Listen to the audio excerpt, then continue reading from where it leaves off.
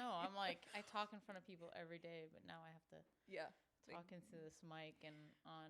I don't even know there was another human going to be here. That makes it even more nerve-wracking. He stalked my Facebook. You called me a human.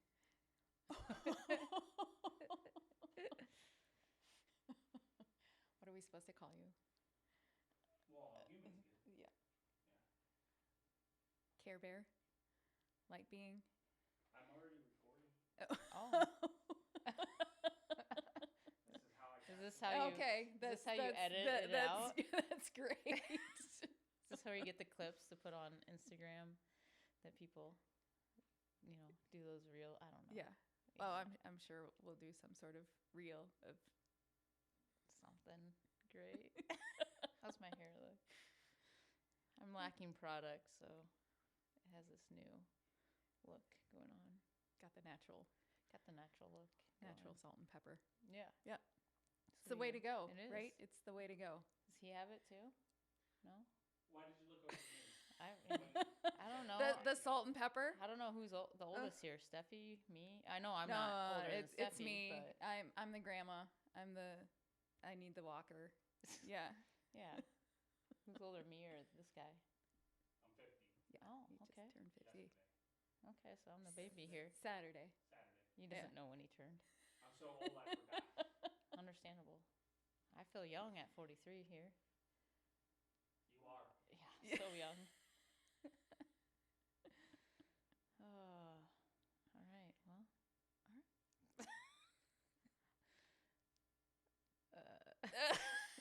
So I'll start it off. okay. Yeah.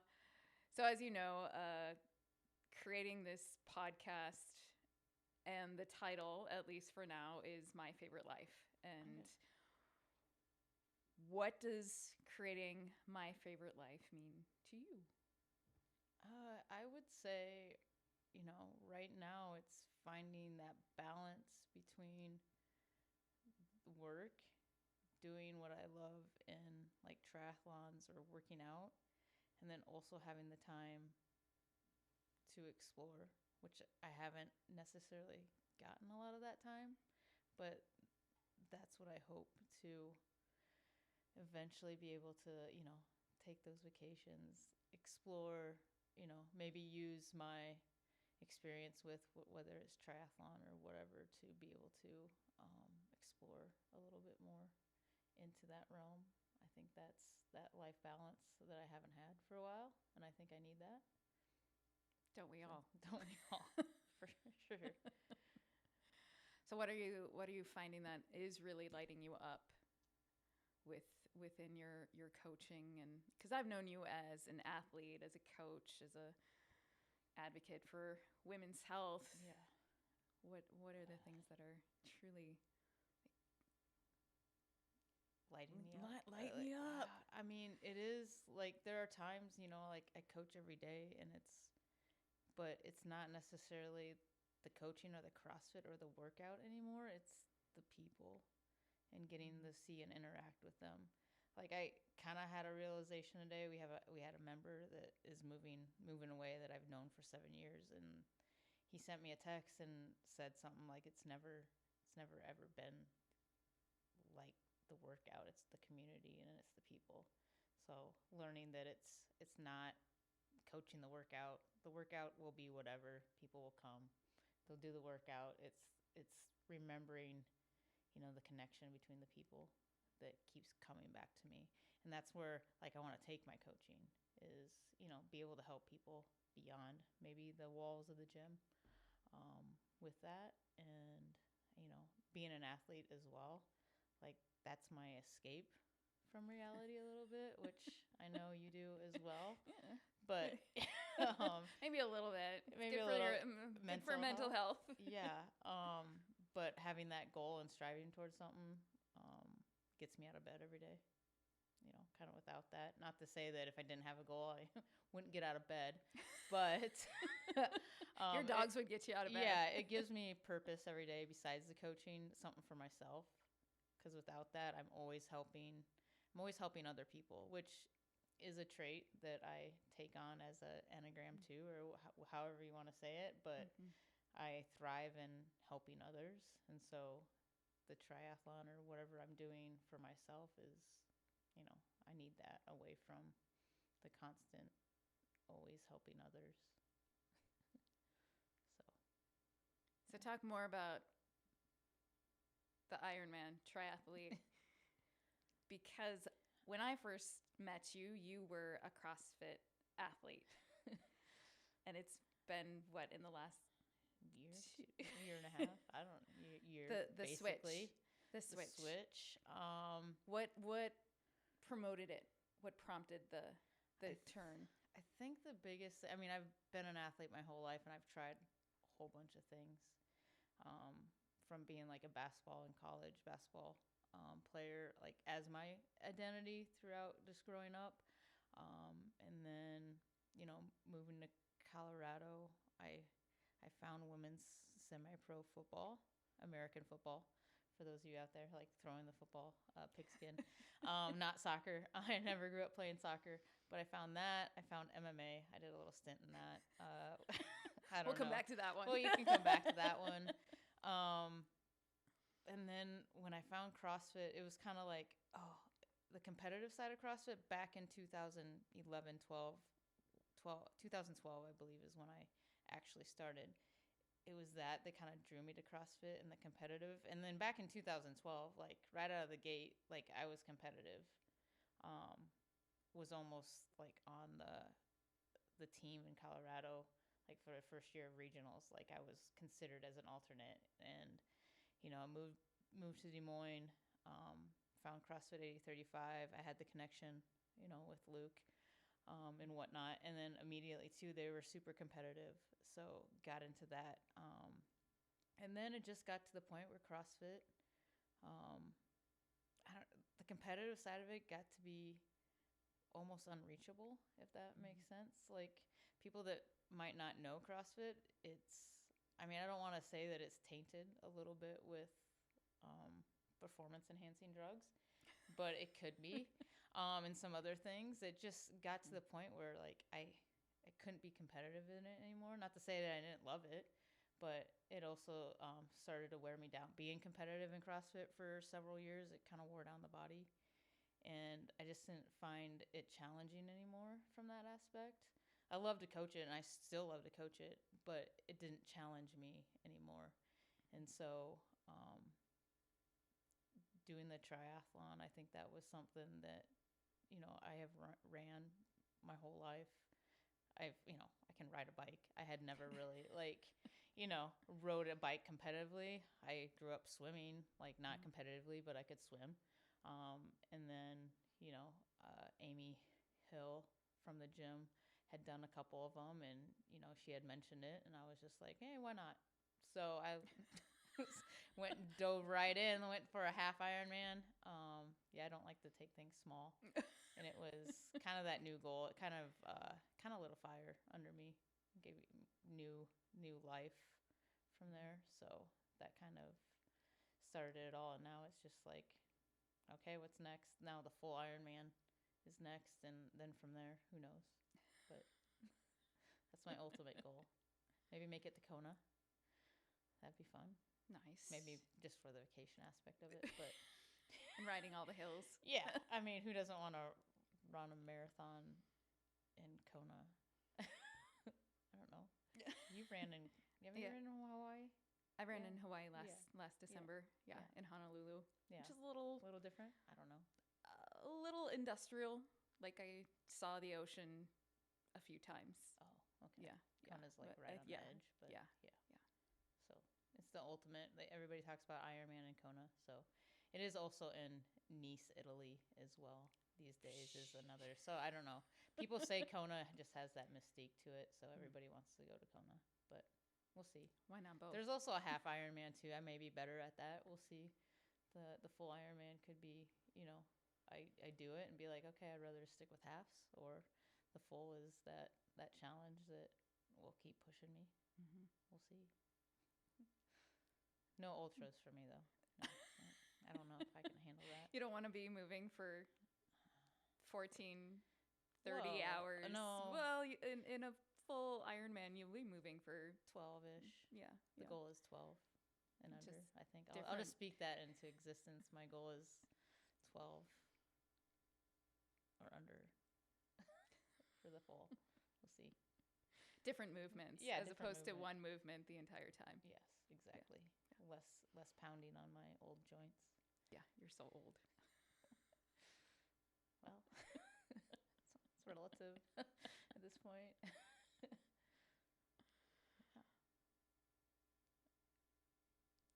Um, we edit this part, right? Yeah, Yeah. yeah. Okay, We can take out the pauses. Take out the pauses of, okay, now what? Other things that are lighting you up. As I would say realizing that, in life you go through. I mean, we grew up in a generation that like you tried to check the boxes. Mhm. All right, you own a house. Like I've done that twice, 3 times, whatever it is. Or then it was like, oh, you have to get married, or like you have all these things. And I was married once and been in some long-term relationships, and like they obviously didn't work, but like there's probably a reason, or like I just now realize that you don't need to check those boxes to be happy. Like finding it within yourself to make a life for yourself without relying on somebody else or having somebody else have to be in your life to do that. So that's kind of been a realization. Like your relationships don't have to be,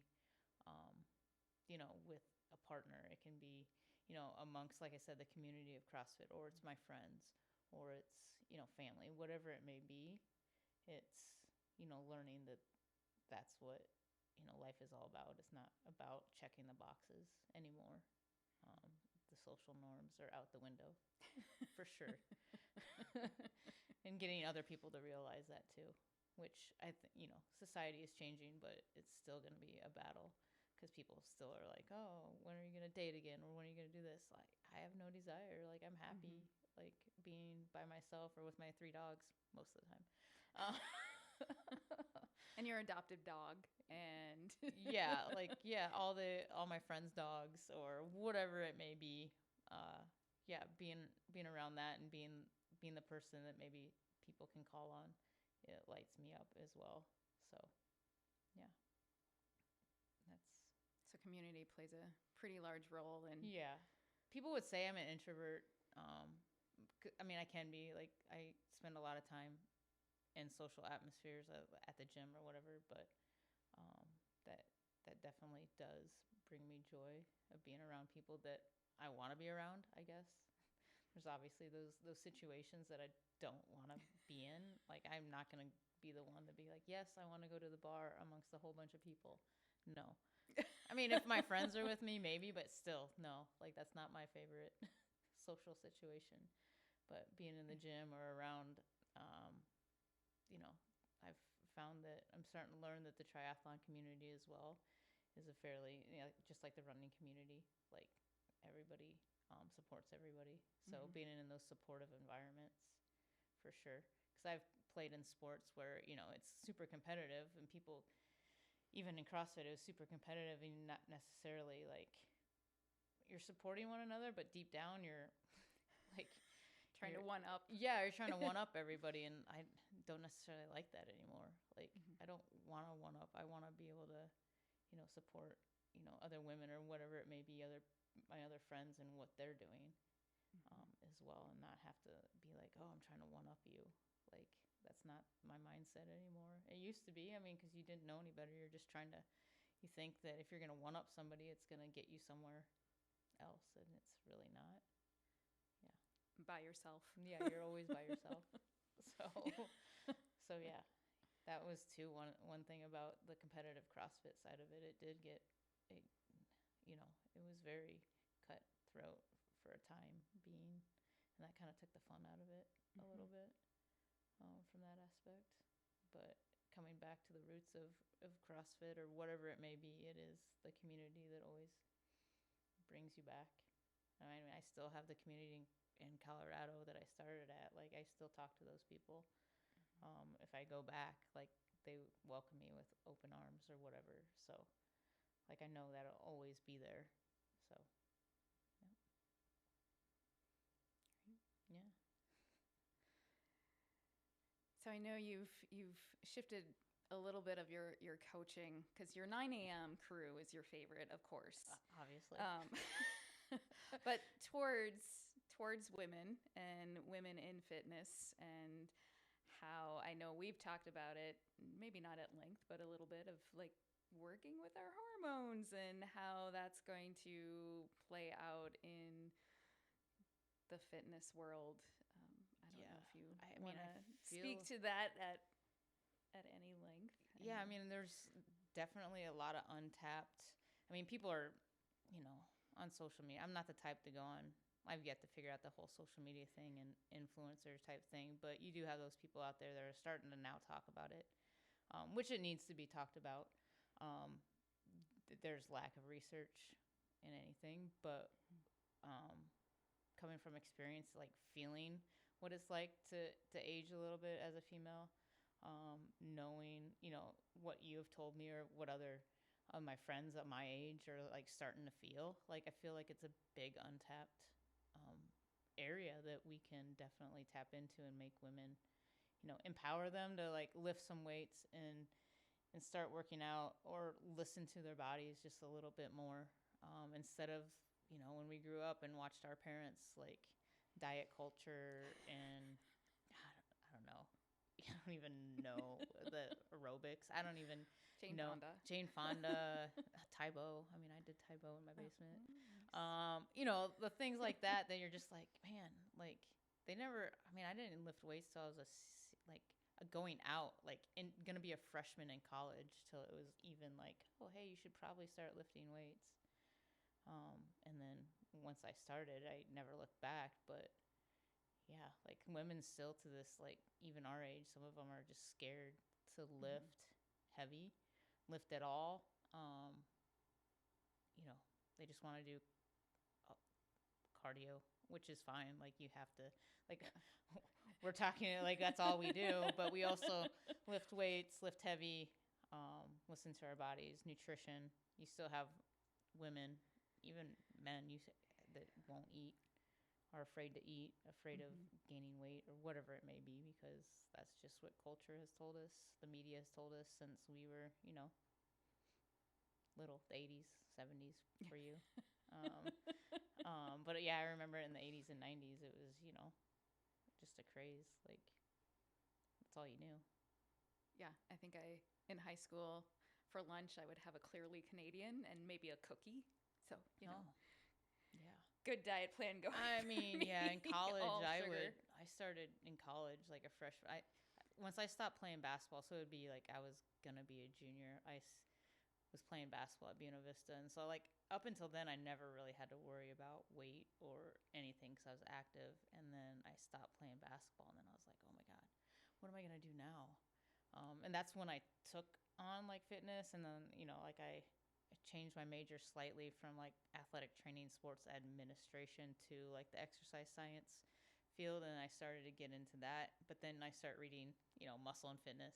I don't know what it was, and, you look at these routines and you look at their diets, and then, I start counting. And if I look back on it, man, I was probably eating 1,200, 1,500 calories, and, wouldn't eat pizza, wouldn't do anything fun in college because, like, I was afraid of, what would happen to my body.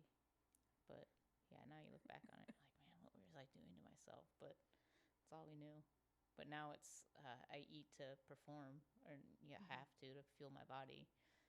If I told my younger self I'd be, throwing down 2,500, 3,000 calories a day just to maintain weight, I would laugh at myself. But that's what you have to do. But like teaching females that's what you have to do, especially for hormones.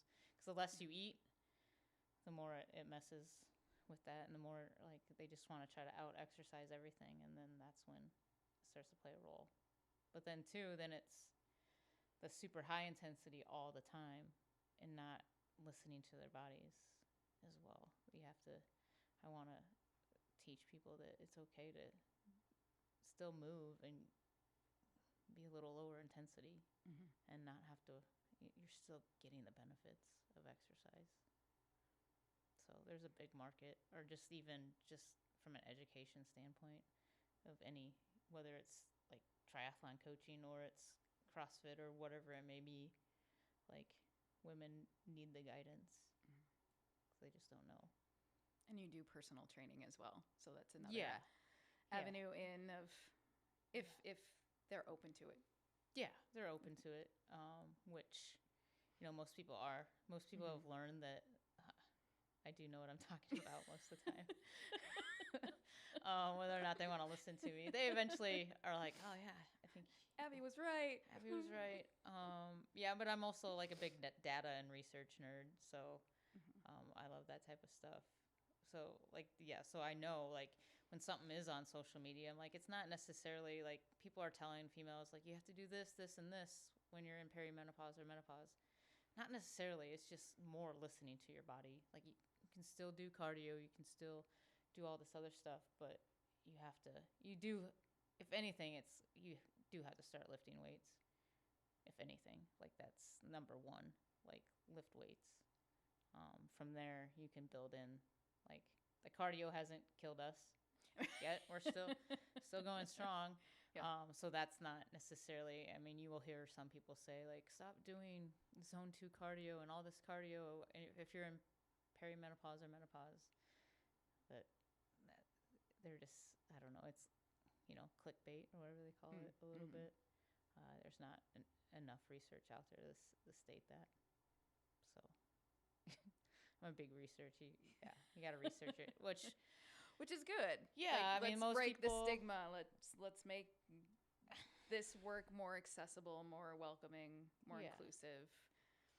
Yeah, people are all or nothing. It's like they see something and they're like, "Oh, I got to do that." I mean, we see that in society today. Like, you hear one thing or you don't do your own research, and next thing you know, well, can I swear on this podcast? I sure hope you do. I mean, it's like fuck around and find out, I guess. That's what we're at right now. Hey, it's about showing up with fierce grace. And fierce grace is fuck it. Yeah. But yeah, from experience as well, like I've just learned that, I got to listen to my body. So sometimes I don't always the best because sometimes from my mental health, I'm like, I'm just going to go do this. And I do feel better that way, but then sometimes my body will tell me otherwise. Like I probably should have pulled back a little bit, but I'm learning that slowly as we go. I think that's one of the challenges is being able to discern of do you truly need the workout or do you need the rest or maybe you need to eat something. Yeah, like it's all three of those, like, or sleep. Do I need more sleep? Probably all of those things. So how to teach people those signals. Yeah. I mean, that's the biggest. I mean, there's so much technology these days that it is getting easier from that standpoint of knowing, like, when your nervous system needs a little bit of a break. And, whether it's food or other things that they're learning affects all that type of stuff. So, yeah, you can dive into that. With triathlon training, there's so much data that can be analyzed. I mean, it's fun to me. It's weird. Like I look at I can look at heart rates and all that stuff, power outputs and things like that. And it's fascinating to me, like how one can progress over time. Mm-hmm. That's, I think, what even more is so fascinating about that side of, like, from a coaching aspect. Now with like the triathlons or endurance sports is the physiology of the body. There's so much more data from that side of things that you can look at and see progress or not progress, that it's interesting to me that you can play with all that stuff and still get results, even at 43, when people think that like you're just going to stay the same or get worse. There's definitely things like strength wise, I'm never probably going to be as strong as I was in 2017, 16 was when I was probably at my peak CrossFit days. I'll never be that strong again. Do I care to be? Probably not. But yeah, the cardiovascular side or the physiology of the body, super interesting. Super interesting. Nobody else probably thinks that, but So can you give me a glimpse into what your progress has been over the last, because how long have you been training for? Almost a year, I would Okay. say. Totally. I mean, I started, I want to say, was it September of last year? I remember texting one of my best friends, Audra, which you know, and was like, "Hey, I think I'm gonna do this. Like, do I have some support somewhere? Because with that type of stuff, you have to have like the support system is the biggest thing. Like, you can go, I could go, could have gone out by done it myself, but it's just not like there were definitely moments in the past year that you just question why you do it or why you're doing it, but the support system. So I remember texting her last September, and then I started like in the gym doing some longer endurance stuff, kind of like high rocks type stuff, if anybody knows that realm, a little bit like of mixed aerobic conditioning type stuff, because it started to get cold, and then I was like, when am I I'm gonna learn to like go to a pool, and I had to figure all that stuff out. Indoor biking, started with the Peloton and all that stuff, and then just Monday. What is today? Wednesday. Monday, I retested. So at Lifetime, you can test your like heart rate. It's kind of like a VO2 max test. It's not as invasive as if like a true lab one, but you have a mask on, and they measure your oxygen and carbon dioxide in and out, your fat and carbohydrate fuel substrates, and heart rates. It's like I would say it's like a ramp test on a treadmill. If anybody's ever, you just gradually get faster until you can't really hold. It's like 2-minute segments when you can't hold it any longer. So last year at this time, I think I want to say like my top end speed was like 8.7. I maxed out at, or like I couldn't hold for that. And like for anybody that knows heart rates, like my zone 1 was 122 to 143, and my VO2 max was about 50. On Monday, my zone 1 turned into 133 to 150, and like I was 9.1 miles an hour, and my VO2 max was 59. But then like you can test like my zone 1 ended up being like I need to be running at a like an 8:30 minute mile pace for in my zone 1, which is I mean, I train at that a lot, but like for it to be my zone 1 was mind blowing. I mean, it just shows it's almost a minute faster than a year ago. I mean, Shows your level of fitness. yeah, shows your level of fitness, but also like I know that those numbers are there to help you, but also like you still got to listen to your body, because there are days I'd go out and my heart rate spikes, and I feel fine, but it could be, it could be the time in our cycle or whatever. Maybe as a female, it could be you didn't sleep well. It could be, but it always comes back to listening to your body. But the progress is definitely there over a year. It's not fast by any means, but you can see it. And on the bike, you test your power output on the bike. Same concept. Just in a 6-week period, I've upped my power output by like 10 watts. So, it can be done. But yeah, it's definitely a work in progress. Yeah. But it's hard work, but it's also consistency. I would say that's the number one thing out of anything. Like you could like not follow your program to the T, but if you did a workout every time you're supposed to do a workout, you're still going to improve. It may not I may not hit my numbers the way I'm supposed to, but if I just went out and was consistent with it. It speaks more for beginners, but even as an experienced athlete my whole life, it's consistency. I even tell people in the gym that they're like, why can you still do this, or why do you look the way you do? I'm like consistent, like Every I literally day. it's part of my day, every day consistency. Yeah, I've never people are like, what happened, like how do you get back in after taking off a month? And I'm always like, God, I don't know, I've never not done something. Like even on vacation, as sad as that sounds, like I'll find ways to move or do something. But And it doesn't necessarily need to be high intensity. No. It can be getting out for a walk. Yeah, I mean, I've gone on Hike. cruises, and you can't do a whole lot on cruise ships without being looked at weird.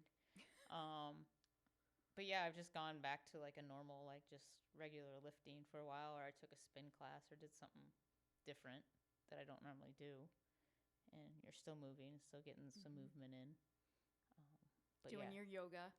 yeah, I did a little bit of yoga. That didn't last long, Oh, did it? so much for the Ah, consistency. Yeah. Well, that's Well, where he it comes was down. doing like press up handstands. Yeah, I was doing and like strength yoga. I like to take it to extreme. I don't want to do the easy stuff. but that's what your body needs. I know. Yeah, don't tell me. But yeah, I think that speaks to then finding something that you enjoy. Not that I didn't enjoy that. It's just probably not enough to stay consistent with it. So when people, I'm like, you got to find something you love.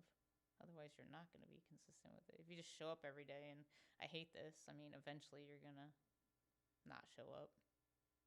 Something will happen. One day turns into 3. Next thing it turns into 3 months or whatever it may be, 3 weeks. So yeah, it just comes back to something you love. And that's why I think I've found triathlon. Like it's thing with that, it's although it could be monotonous, you're on a bike for 3 hours, but the next day you could be running or swimming. It's a little different. It does get over your training period, it does get, a little bit monotonous, but that's the fun, the journey of it all. It's not crossing the finish line, although that, I mean, it's cool.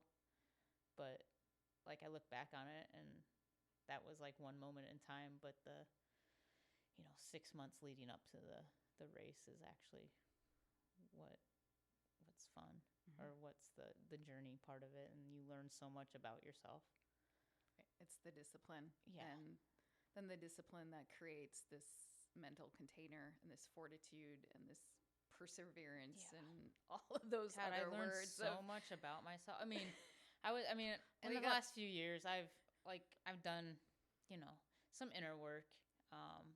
I still should probably do. I mean, everybody is working on themselves, and there's some more stuff I have to work on. But like, I don't know. In this last year, with the triathlon training, I also found my support system, people that made me feel safe and support me, and that helped.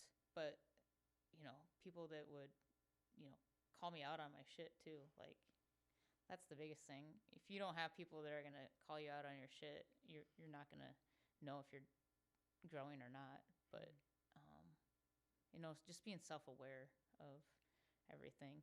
I think being hypersensitive when you're in those training, like, I don't know, my top week was 12, 14 hours of training. Like, you're almost hypersensitive to any type of feeling, or like, what's going on in your body.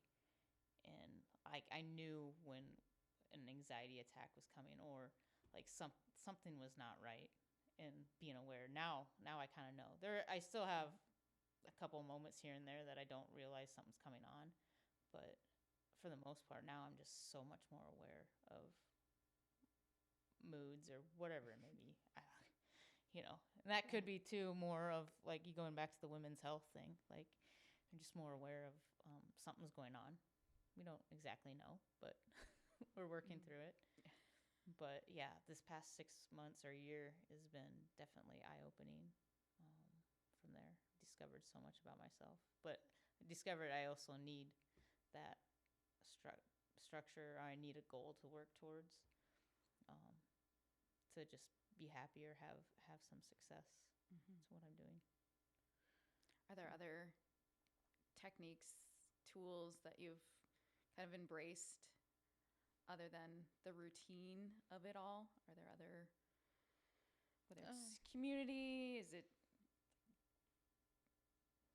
walking your dogs? I walk the dogs. Sometimes I'm like, I wish I didn't have to walk you guys. I probably don't, but it's in my routine. I've gotten a little. Since I wake up and coach 5 a.m. every day, like sleep obviously is huge for me, and that nutrition aspect. Everything's part of the routine, but the biggest thing is just leaning on the support I've gotten from like the community, the people that I coach, and my friends around me has been more than I imagined. And originally I was just like, oh, I'm kind of alone in this. That's fine. Like, but I'm doing something different. I don't know how everybody's going to embrace this. But everybody's kind of embraced it, and I'm going to kind of try to make it my own. It's kind of this new thing that I want to do. So hopefully A branding of Abby. yeah, it's kind of a new side of me as a coach, or me as a person, making it kind of my own thing. I kind of fell into that identity. Yeah, I'm a CrossFitter and I'm this and that, but I want to kind of separate myself a little bit from that.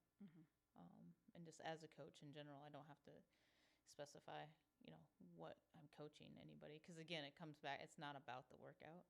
Right. It's about finding that person's why. Everybody that comes in the gym comes in for their own reasons, whether or not they want to admit it. But I have this power, I think, that makes me a great coach. Or, I mean, I want to be a little humble, but like it's fuck it. I think it's the power I have, and just connecting with the people and finding out, like, why are you here? Like, why did you start in the first place, or why are you still here? And it's never because, oh, the workouts are so great and I've lost this much weight. If anything, it's just like, it's the people, it's you as a coach, it's everything that involves this. So that's kind of what keeps me coming back, because I could look at the workout and be like, ugh, I don't even want to coach this. This workout does not even look fun to do. Like, why do I want to coach this? But it's, when you start just telling people what to do, but then you're just talking to the people and having fun, that's going to be also inspirational as well, to see athletes grow, transform, whether it's physically, mentally, emotionally. Like, I've been doing this for 8 years. Yeah. I'm not sure that I know my why. Well, probably just to move my body in a different way. I know I Yeah. was really intimidated by CrossFit, because I was doing like the Kosama, like. Oh yeah, you started when Kusama closed, and are you amongst that group? Yeah, You, yeah. So I Josh. was doing the like high intensity, and the thought of lifting heavy weights was like, oh. Yeah. I always thought, like, for you, you were like, okay, like, this is gonna supplement my running, which it has. And it has. It's made me a stronger runner. I can go longer. Yeah, maybe a little bit more injury free. Yes. Yeah, we won't talk about the back squat sway. Okay. That's on Instagram. That's on You can see that. We've You can tried it. share that with all your chiropractic friends. We've tried. Don't show that part to Luke. We'll cut that out. But yeah, going back to because I can't say. I mean, there's been people, for example, like one of my good friends, Georgie. Obviously, huge transformation, but she's also had the help and support of the rest of us, like all of us, like whether it's nutrition. But for her, it was like just the community helped that. There's a lot of people that come in and they want to lose weight, but not necessarily am I going to see it like drop off of them, but it's just they feel better. That's the main thing. I think they just feel better doing it, whether it is the mental side or health side of it. Like, most people are going to keep coming because it makes them feel better, whether it's mentally, physically, whatever it may be, from that aspect. There are a few from a performance standpoint. I have a couple other runners and things that are like, yeah, it helps me have drop this much time off my run or whatever it may be, from that standpoint. But there's, for the most part, it's fun to just learn about people too. Like, I've had people almost want to quit, but then, once you talk to them a little bit and figure out, again, their why, or, whatever it may be, or you just connect people. Like, I find that I have a really good job. I've done a really good job of, like, my 9 a.m., you guys, like, the mom group or whatever you want to call us. We kind of stick together. Everybody kind of, I don't know, like, almost all my classes have group texts. It's weird. Yeah, little subsections of people that now they talk to each other and hang out. Mm-hmm. And I don't want to say it's because of me, but in that class, like everybody brings each other together. And when people outside, if they would have met that person outside of the gym, they probably never would have talked or hung out with that person. But inside the gym walls, it's different. From 5 a.m. class is completely different than 6 a.m. to 7 a.m. to 9 a.m. and then even the 11:30 group, which is their own different world as Their well. own enigma. Yeah, everybody has their own like stigma of class. So Yeah. between all that, I've kind of brought all walks of life of people together, and that's what I'm more proud of than being like, oh, Johnny over here snatched whatever. Nobody cares. At the end of the day, nobody cares about that. I mean, some people think that that's what it's all about. It's not. I won the whiteboard. I won the whiteboard. Nah, nobody cares. Like, but can I get together at Big Grove on Sunday with yeah, a bunch of my classmates, or go out for coffee and Yeah. be able to hang out? yeah. Can we Do life. watch a member do American Ninja Warrior live? Like, I mean, little cool things like that. It's super cool. From that, I used to hate getting up at 5 a.m., but now it's like, for the most part, I look forward to it. Like, they're not as sleepy as people think. This morning they might have been like a little bit, but it's right before Thanksgiving. The weather's starting to turn here, so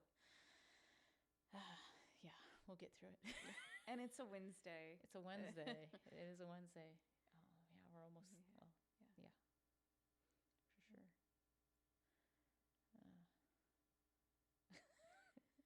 What about I know you work a lot with adaptive athletes as well. Yeah. Yeah, when I started that, I didn't even kind of know where that. I mean, it kind of started with some athletes from adaptive sports. Again, that was more too like from a community aspect, just bringing those people together. For me, it was a challenge. It was something that, again, like at the time, I don't think I had started like triathlon, and I was looking for, I like wasn't feeling challenged enough, and that kind of was like, oh, this is hard. Like, not necessarily, it's just not something I had done before, but it was also really rewarding from that aspect. And now I've branched off into a lot more just personal training with adaptive people, because they do need more one-on-one attention, but it is a little bit more rewarding in that aspect, to work with adaptive athletes. But you can take that and inspire other people with that. Sometimes they don't want to be seen that way, which is totally fine, but all the challenges of that like sometimes makes you take a step back from your own life, and you think you have it hard or whatever it may be, and people see that. And our community has done a good job of embracing it. Like, we did a workout, an adaptive workout with the community aspect of it, made people do some workouts seated or in a wheelchair, whatever it may be, and everybody's really receptive to it. Their biggest worry is they're going to be cumbersome, but if anything, like, people love seeing it, love having them around, for the most part. And that's just our community in general. Like, I think that's what we've created at CrossFit 8035 is everybody's inclusive, from that manner. So, And being uplifting. yeah, for sure. Because I can tell you those adaptive athletes sometimes have the best attitudes of any of them. I mean, they can have they have some down days, and I don't blame them. Like, there's struggles, but hopefully they can kind of see that they're doing way more than most people are doing. Because that community, it's hard to get once they, whatever their accident or whatever their disability is. Sometimes it's hard for them to get inside the gym, because any other experience they've had, they've been turned away, or just nobody helps them at a regular gym or anywhere else. So, yeah, trying to get them to realize that we're just here to help. Like, you can do everything that we can do. So, yeah. Can we come back to the MMA fighting. How's that for a segue? Yeah, MMA fighting. God, what was I even? Let's see, 2000. The why? Yeah, it was a guy. I was in Colorado, and at the time I was married. Maybe Was it was it my an outlet? escape. Yeah, he won't ever listen to this podcast. I don't think. But yeah, no, I was teaching at a, I don't know what you call it, a tech school in Colorado for personal trainer. Like I was teaching personal trainers how to be a personal trainer. I think that is the top end of my career of like teaching others how to do it, which, it was fun for the most part. Like I was teaching kinesiology and stuff like that I geek out on, and doing that type of stuff. But like one of the instructors in the dental program came up to me and she's like, "You play football and you're athletic." She knew somebody that was like I don't know what you call them, not like an agent, maybe kind of an agent, but they're looking for a female to fight another female at this fight in New Mexico. And they're like, "You could probably do this." And I was like, "Sure. Yeah, how hard can it be?" I have a wrestling background. I wrestled growing up. So like half of MMA is like wrestling or jujitsu, and then, like kickboxing or whatever it is. And so I was like, sure. And then I was like, okay, now what? Now I was like, I had to find a gym. Found a gym in Colorado. They kind of thought I was crazy for accepting some random fight, because it was it was Jackson's MMA, which if anybody's familiar with MMA, which maybe not on this podcast, I guess we'll find out. But like John Jones gym, or like he trained at. And so they're like, "You're going to fight at Jackson 5 or at the MMA fight down in New Mexico?" I was like, "Yeah, like they just offered me the fight. Why not?" And they're like, "Do you understand what that is?" And I was like, "Nah." So how long did you have to prepare? Let's see here. It was like maybe 3 months. Okay. It was It not is long fine. at all. And another thing, it was like, I'm trying to remember. I think I had to, trying to think what weight I don't know.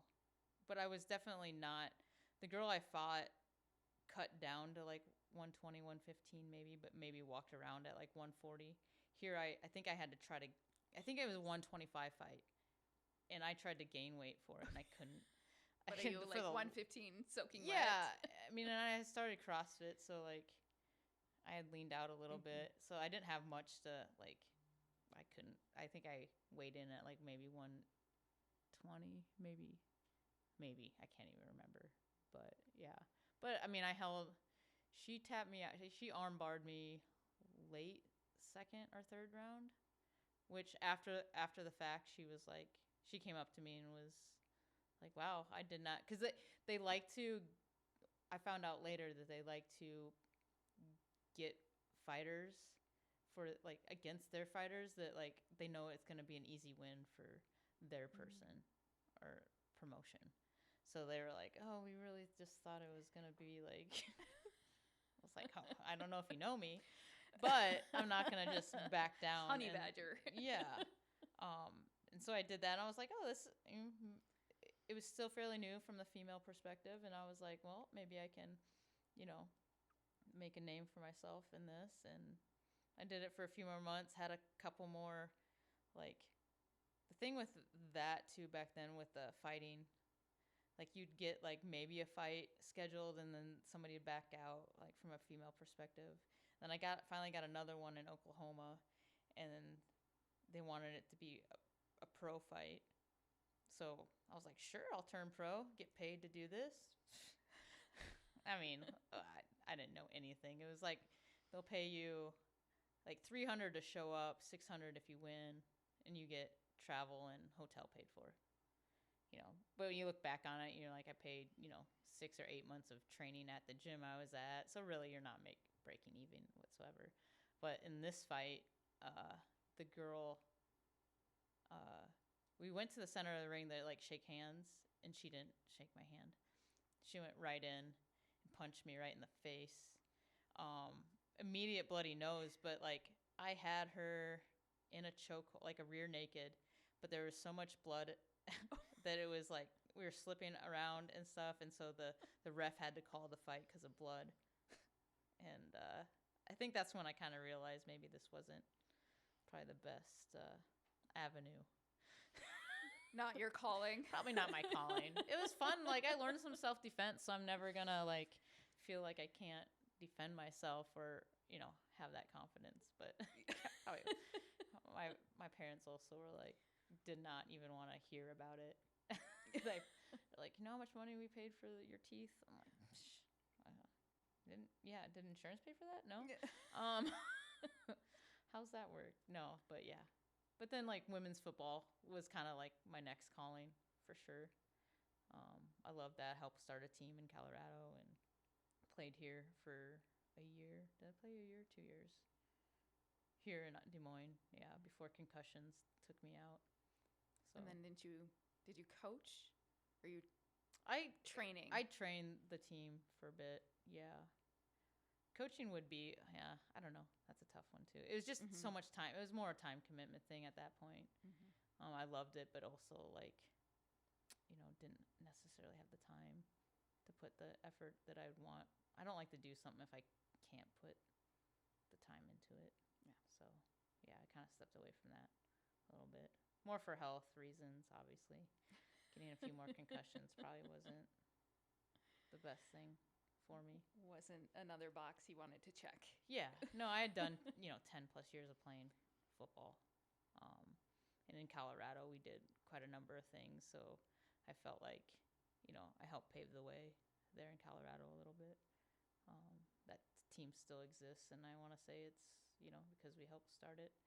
So that's kind of a cool thing to look back on as well. So, yeah, things that people don't always know about me. But, yeah, helped start a women's football team with the other like the head coach at the time, a good friend. So, yeah.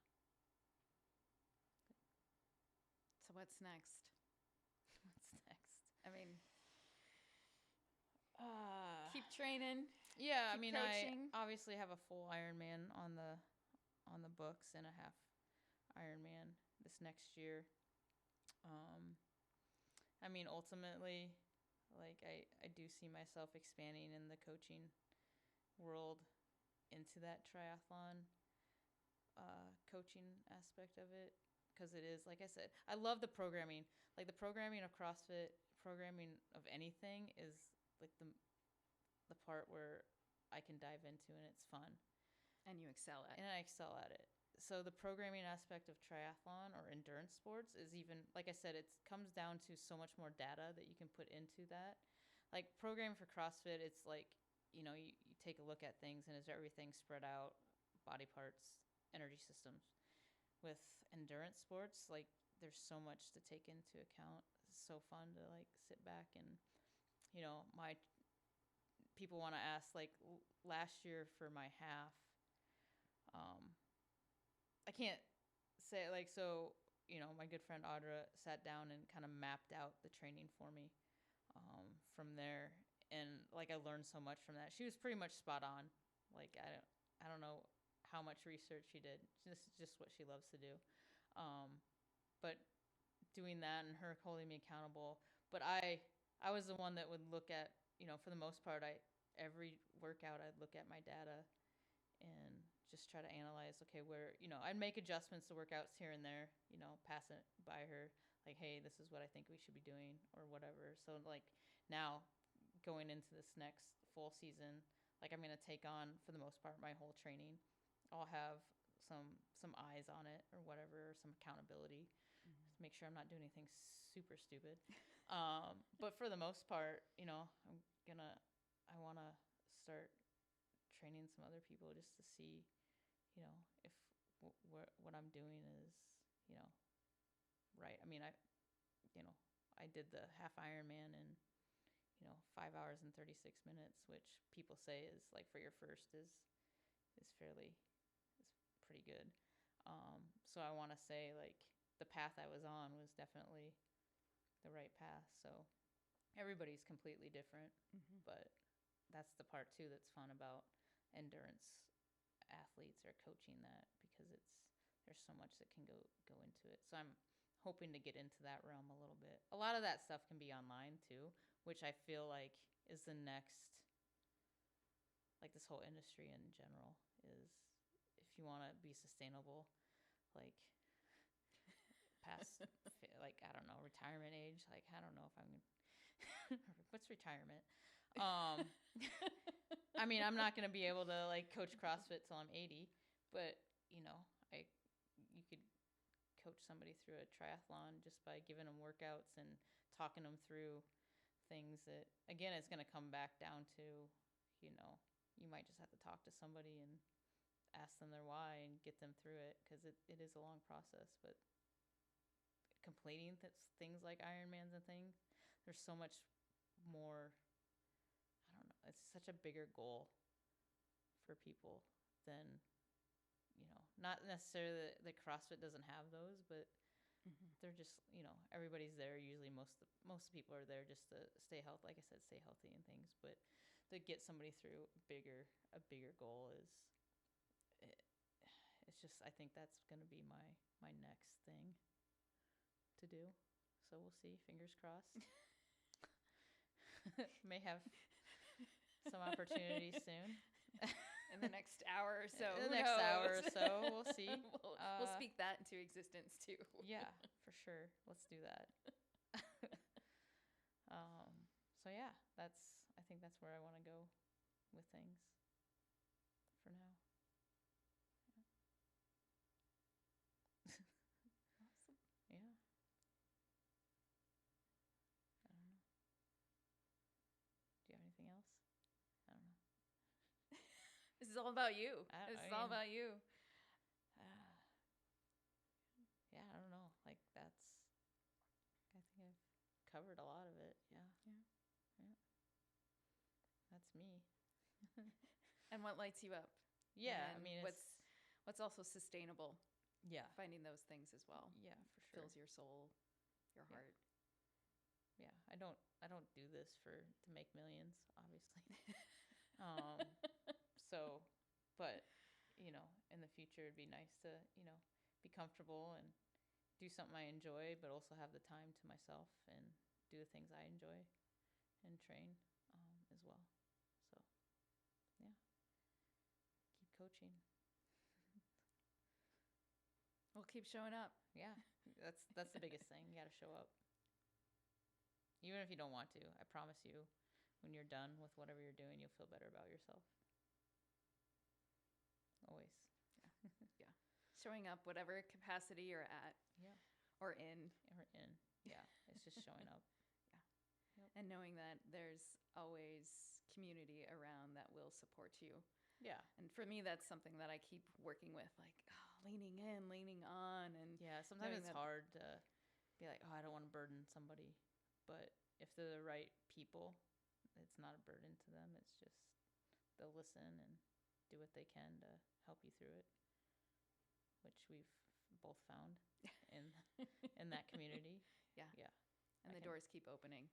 Yeah, like all my people and that's what I can say. Like, I mean, I have friends outside of the CrossFit community, but not many. Like, they're all came from there. And whether or not we expand outside of it, yeah.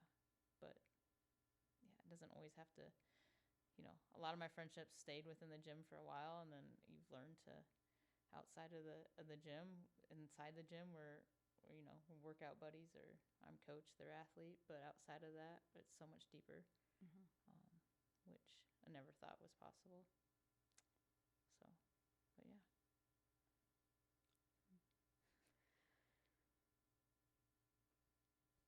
Well, I want to thank you for showing up and offering. Yeah. What is your favorite life and what lights you up? And a little bit into me. A lot of people don't know a lot. I don't open up a lot. I mean, people that know me, but yeah. Now the whole world will know you. Whole world. Millions of people. We'll speak that into existence. Yeah. Of course. It's all about be the start of something big. Yeah. For sure. Yeah. my first like real podcast appearance on video and professional. New It avenues. was scary. I know, right? 2024, 25. Well, the energy of the end of the year is what lights you up. And it's not only what lights you up and writing about it or journaling about it, it's taking fucking action and Yeah. like stepping out and suiting up and doing it. And so that's Yeah, that's what Always- we're doing. yeah. We're going all in. 2025. Just 112 miles? No. Yeah, 100 well, 140. 140.6. Yeah. For total. Just 112 bike. bike. Yeah, that's just Just- the middle. That's just the bike portion. It's fine. The bike's the most important section. It sets you up for the rest of the race. The swim's just the warm up. The bike is, yeah, you gotta play it. And what was on the t-shirts? If you just keep moving, eventually you'll be done. Something like that. Yeah, it's a nice life motto and workout motto and I guess Ironman motto. You just keep moving, eventually you'll be done. That will forever be ingrained as the motto for this, but in life too. Yeah. We don't want to think about the end, but you just keep moving. Eventually you'll get to your destination. What you learn along the way. Yeah, that's the most important thing. It's the journey. It's not the finish line. Yeah. That's what I'd leave you with. All Yeah, right. It's the journey, The- not the finish line. Yeah, Sage advice Yes. by Abby J. that's right. It's not all the accolades. Yeah, it's the process to get there. Learning along the way about yourself, other people. Yeah. That's my advice for the world. Well, thank you. Thank Yeah. you for Thank you for having me. yes. Yeah. Yes. So, cool. All right. I think And we're that's a done, wrap. sir. All right. Hey, I'm not gonna stop recording until you guys get up, start moving. Maybe a This thing is UFC in. fight breaks out. Yeah. I don't think Steffi wants to go there. Oh, I think we're both kind of scrappy, so We are.